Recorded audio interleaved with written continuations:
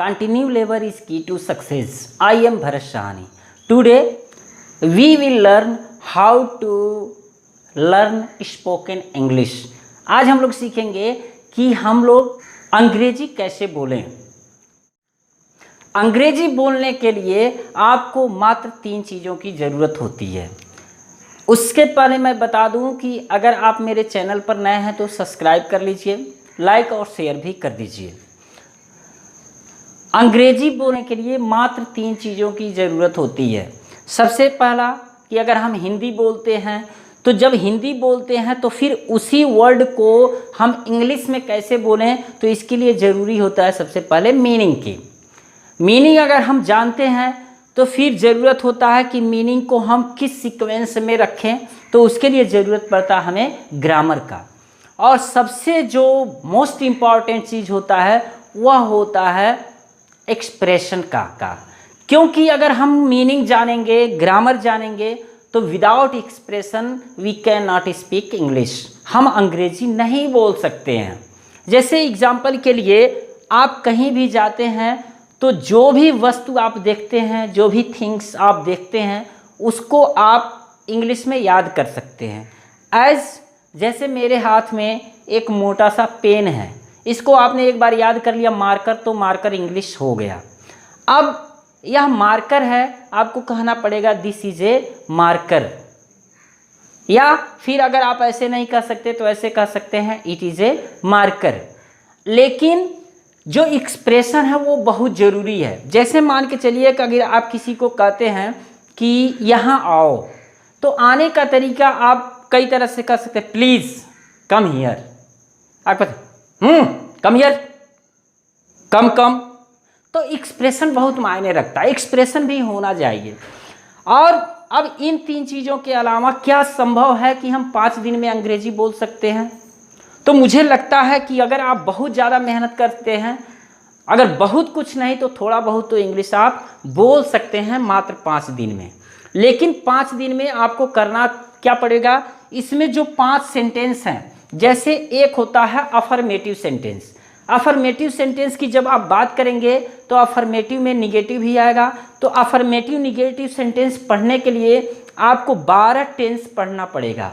और उस 12 टेंस में जो 4 वाक्य होंगे, अफर्मेटिव, निगेटिव, इंट्रोगेटिव, निगेटिव, वह पढ़ना पड़ेगा। इसलिए 12 चौक 48 हो जाएंगे।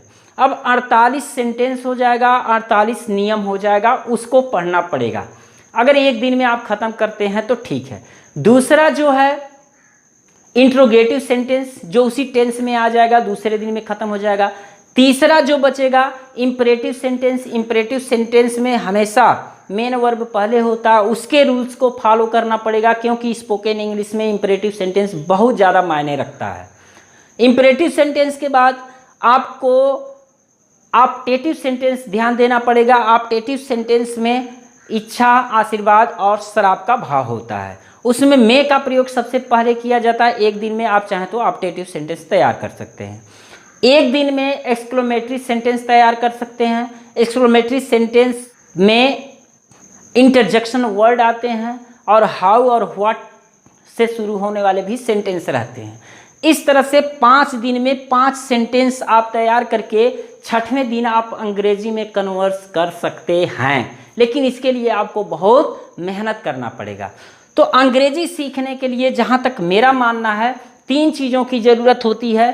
सबसे पहले मीनिंग आपको रटना पड़ेगा, फिर मीनिंग के बाद आपको ग्रामर जानना पड़ेगा, और ग्रामर के बाद एक्सप्रेशन जानना पड़ेगा। क्योंकि एक्सप्रेशन बहुत मायने रखता है। जब हम किसी से कहते हैं कि खा लो, खा लीजिए, खाओगे नहीं क्या, तो इसको एक ही वर्ड बोलना है, लेकिन एक्सप्रेशन अलग अलग होता है। जैसे प्लीज़ ईट समथिंग, और उसी का ईट समथिंग, और फिर उसी को हम कह सकते हैं would you like to eat please. तो इस तरह से जो एक्सप्रेशन होता है, एक्सप्रेशन बहुत मायने रखता है। अंग्रेजी बोलने के लिए 3 चीज़ों की ज़रूरत है। उसके लिए आपको करना क्या है? आप चाहते हैं अंग्रेजी बोलना, तो सबसे पहले आप हर जगह जहाँ भी आप जाते हैं, जहाँ पर भी आप जाते हैं, आप एक एक चीज़ को देखिए, एक एक पार्ट को, थिंग्स को देखिए, रिकॉग्नाइज कीजिए, उसे इंग्लिश में याद कर लीजिए। और दूसरा, ग्रामर पढ़ लीजिए। आप मेरी सारी वीडियोस देख लीजिए, ग्रामर आपको आ जाएगा। और एक्सप्रेशन, आपको लोगों को देख करके अपने एक्सप्रेशन को एक्सप्रेस करना पड़ेगा। इस तरह से आप अंग्रेजी बोल सकते हैं। तो आपको हमारी वीडियो कैसी लगी आप कमेंट में ज़रूर मुझे बताएं। और अगर आप इंग्लिश पढ़ते हैं तो निश्चित रूप से मेरे चैनल को सब्सक्राइब कर लें। Thank you very much.